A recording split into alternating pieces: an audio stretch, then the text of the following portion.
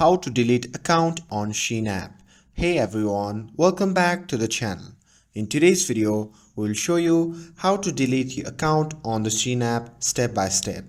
So without further ado, let's get started. So first, open the Sheen app on your phone and make sure that you're logged into your account.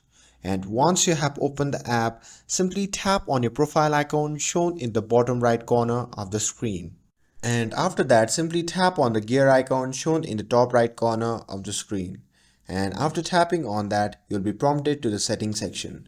Now, here you can see the option label manage my account. So simply tap on that.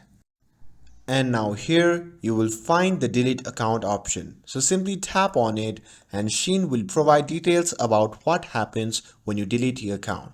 Since the app doesn't allow immediate deletion, you must apply for account deletion by tapping on apply to delete account. And a request will be sent, and once proceed, your account will be permanently deleted. And also note that this process is usually irreversible, so make sure you really want to delete your account before proceeding. And that's it. By following these steps, you can delete your Shein account. And with this, if you found this video helpful, then don't forget to like, share and subscribe to get updated for more videos.